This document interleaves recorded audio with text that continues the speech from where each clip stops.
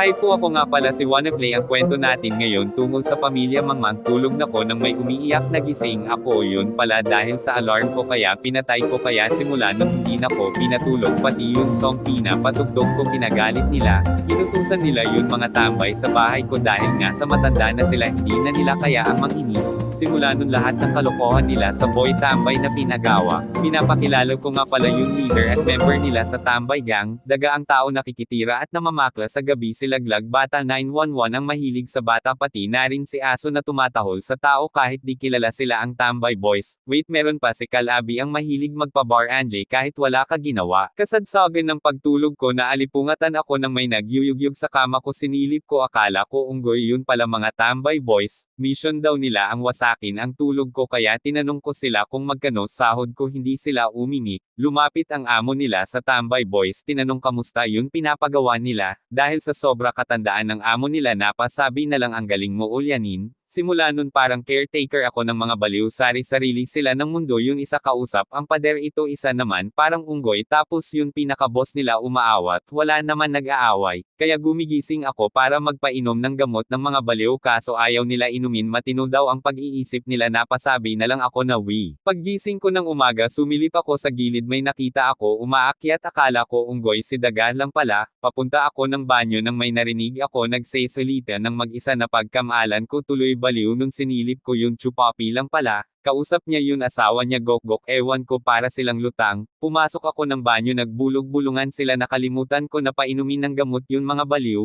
Panay sabi nila hindi niya kayain, nung tinignan ko wala naman sila kausap, tapos yung isa ang galing, ang sabi wala din kausap. Napatakbo ako nung nakita ko yun si Daga tumatawa mag-isa, kaya nun araw na yun din ako lumabas ng bahay para kasi baliw. Lumabas ako ng kwarto, nakita ko si Daga bumubulog kausap ang sarili, kaya natakot ako, nagulat ako nun umakyat siya sa bintana, buti na lang may cheese ako natira, pinakain ko sa kanya. Kung nagtataka kayo ba't pinakain ko ng cheese, may problema sa pag-iisip, akala niya ungoy na daga siya. Umiglip ako nang bigla nagising ako, bumubulong yun mga pamilya baliw, lalo tuloy ako natakot, buti na lang naglock ako ng pinto. Bigla naging agresibo yun pamilya baliw, kumakatok sila sa pinto sabay sabi na Ma'am Asko po. Gabi na nun matutulog na ko, hindi ako makatulog, yun mga tambay boys na baliw na din maninahil daw ng utang. Sumilip ako sa labas, nakita ko yun adik sa amin, nakalaya na bahala ako, bukod sa may baliw may adik pa dumagdag. Lumabas ako ng bahay para bumili ng pagkain, pagbalik ko nawala na yun pera ko. Nakita ko si Tulisan, tinanong ko saan mo galing pera mo, ang hindi niya alam, sinulatan ko ng ballpen yun pera ko, nang sinilip ko hawak niya yun pera ko, ninakaw niya. Bigla kumari pa ng takbo si Tulisan, hinabol ko nang nabangga ako sa post,